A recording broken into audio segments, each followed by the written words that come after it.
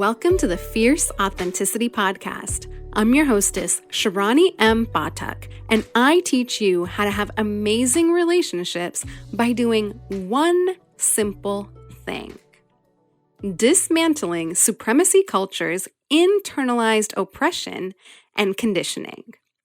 Be sure that you've hit subscribe to the podcast and come on over and join me in my private newsletter community, where I have a collection of specially curated tools to get you started. Simply visit www.sharanimbatak.com/connect to get started.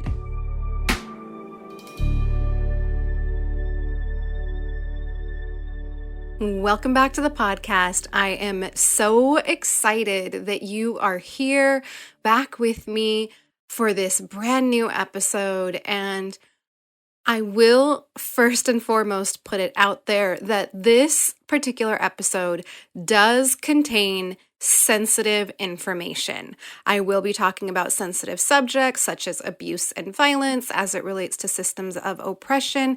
And so I wanted to let you know that. I also want to let you know that I will not be going into graphy, gory details. I will simply be speaking from a more general perspective. And the reason I share that with you is because I want you to know that so that you can take care of yourself and do whatever it is that you need to do, whether it be not listen to this episode today or whether it be to take this episode really slow and listen to it at your own pace. Whatever it is, I just want to let you know and respect your choice in being able to decide how you choose to engage with this episode. At the time of this recording, I am moving through the loss of a loved one. And really, it's moving through their transition into the ancestral realms is really what's happening here. And I have to say, the feelings that come up are so complex, and that's really what grief and loss and death and dying bring up. They bring up the complexities of emotion. And in doing so, it can stir up all of the anger, all of the resentment, all of the stories that we have and the feelings. And it can feel so conflicting because they're still our loved one and they still did for us when we were young and when they were responsible for caring for us. And you can hold the duality that, like, yes, although there were parts of my experience with them that really fucking sucked, on the other hand, they were also a really good human and they had a big, generous heart. And I imagine there's people in your life currently or that have also made their transition into the ancestral realms that you can think about where it's so complex. And what I want to speak with you about today is this thought that came up for me as I was moving through and just sitting with all of this grief, sitting with the anger, sitting with the resentment, sitting with the complexities of all of the human emotions. It dawned upon me, and I shared it over on my Instagram, that one's spirit knows so much more and has so much more wisdom than one's limited human form could have access to. And that was a thought that arose for me as I was fresh, sitting with the grief and sitting with the mourning and sitting with the complex feelings. And I realized, like, yeah, that feels really right. Because this person in their human form pretty much sucked at being able to keep vulnerable ones safe from harm and danger. And on the other hand, I know that this person had also experienced so much trauma in their own lives, and that as a result, they likely could not access all of the wisdom that their soul and their spirit possess. And that's why I was led to this thought that, like, wow, one's spirit is so much wiser than one's limited human form.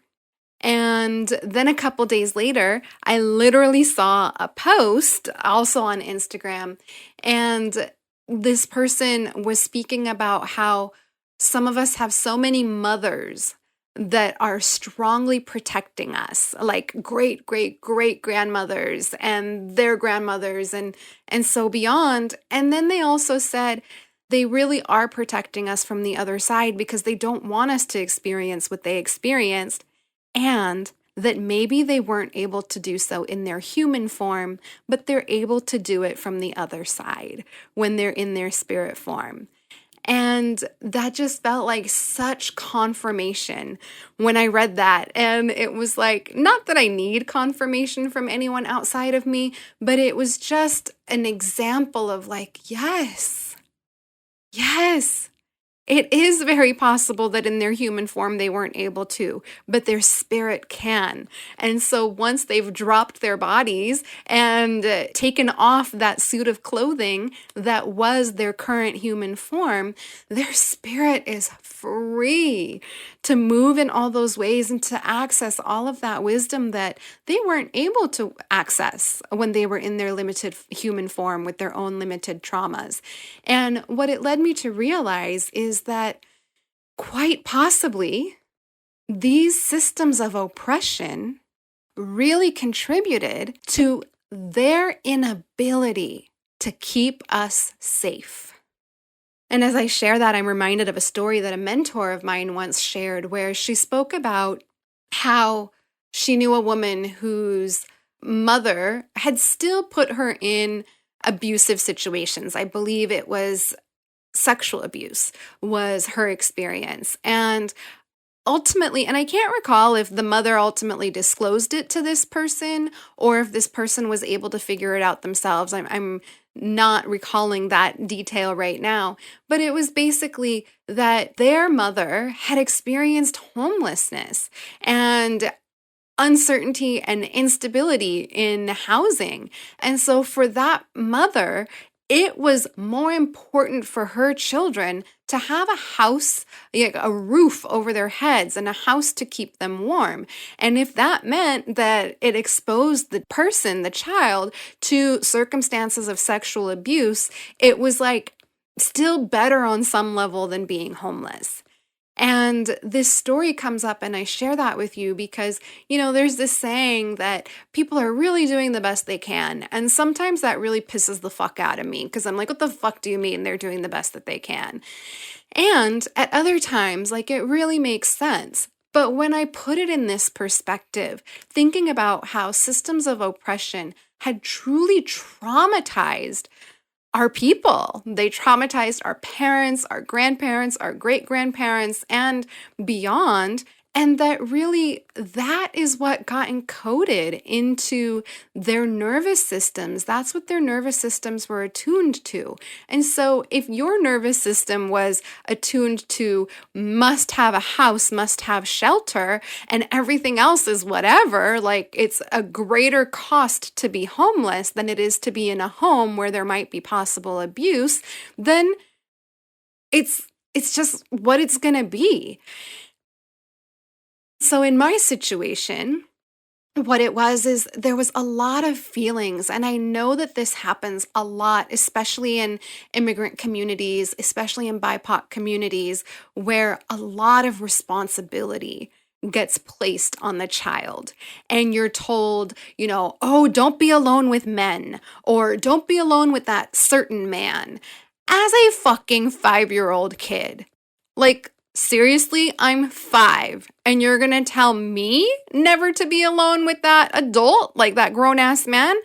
And of course, at the time, it was confusing, it didn't make sense, and rather than telling the grown-ass adult, don't hurt children or I will kick your fucking ass out, it's telling the child, never be alone with that man, or never be alone with any men.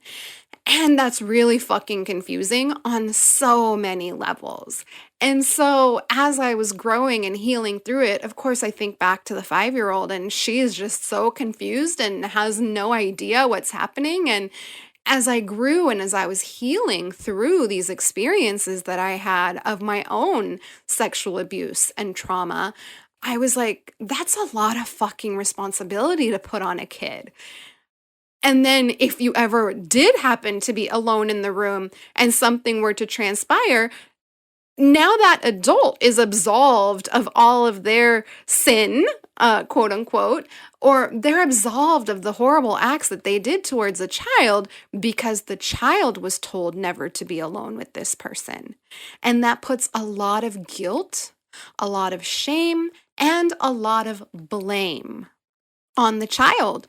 I had carried that for so long, unknowingly for the most of my life, actually. It's only been over the past maybe 11 years that I've been actively doing healing work around my own experiences of sexual abuse. And what it comes down to is you knew on some level that this was happening in your home.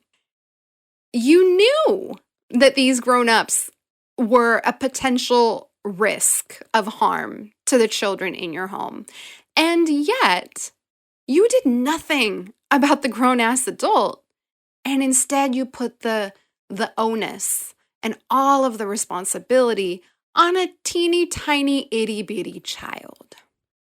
And that's really hard, and it's really heavy, and it contributes to the layers of complexity that come up when certain loved ones pass. And so, as I was sitting with all of that and wrestling with all of these feelings, what I realized is, of course, this person colluded with the perpetrator. Of course, this person harbored the perpetrator. Of course, this person didn't really take ownership and accountability and continued to put it on the children rather than holding that adult responsible, because that really truly is all this person knew. For their entire life, all they knew was, in order for them to be secure and taken care of, there had to be a man to take care of them. This person went from their father's house to their husband's house to their son's house. I mean, that is what this person knew. And without that husband or that son, this person's nervous system truly believed that they would die, that there would be a threat to their survival. And so, of course, they were going to protect their grown-ass adult male in their life instead of the itty-bitty little girls in their life. Because that is what systems of oppression had taught this person. And to be fair, I do believe that this person really was doing their best when they said to me, never be alone with such and such person, or never be alone with men. I truly believe that that was the story that they believed. And so that is the story that they passed on. And the part that's really amazing is that after that person dropped their body, after they died, and as they were making their transition into the ancestral realms, what I realized was that all of that trauma, all of that abuse, all of that collusion, that secrecy that is such a part of systems of oppression and supremacy, that legacy died with them. That these are no longer legacies that we will be carrying in my family. These are no longer legacies that will be passed down to my descendants. These are no longer the legacies that my children, whenever I have them, and their children and all the way down the line, these are not the legacies that those children are going to experience. Because those legacies all died with that human. these legacies are going with them. They will not continue with me. I will not allow for them to be perpetuated. And I will not allow for this abuse to be experienced in my family ever again. Because I am the ancestor who is creating a new legacy. I am the ancestor who is working towards dismantling all of the ways that systems of supremacy and oppression have been internalized within me and all of the harm that they have done. And I know I'm not doing it perfectly, and I know that there's going to be quite possibly other things that my descendants experience, but what they will not experience is this type of trauma, is this type of collusion, is this type of secrecy, of this type of harm. And so if you're here with me and you continue tuning in to episodes of the podcast, if you pick up the Fierce Authenticity book series, if you get on my newsletter list, if you follow me on Instagram and social media, if you just keep showing up here for the messages that I share, then you too are the ancestor who changes all of these legacies for your family. And it is my honor and my pleasure and my joy to be changing these legacies right there along with you. I'm sending you all of my love, and take really good care until we meet again. I want to take a moment to honor and acknowledge the amazing support team that helps make this podcast possible for you. Starting with Diego Velazquez, our podcast editor and the talented artist who created our custom music. Ana Olvina, my wonderful assistant who creates all of our beautiful graphics and the transcript of every episode, which you can find over at www.fierceauthenticity.com. Biana Sandich, who writes our amazing show notes and does it so well that I bet you couldn't tell it wasn't me. The talented Jillian at Epoxy Studios, whose photography is our cover art and pretty much every other curated image that you see of me on social media. My husband, who puts up with me when it's 11:30 p.m. on a Sunday night and I'm like, hey babe, I gotta record a podcast episode. Like right now. Is that okay? My higher power, whose divine wisdom flows through me to bring these messages to you. And last but not least, I want to thank you, my listener, so much for listening in.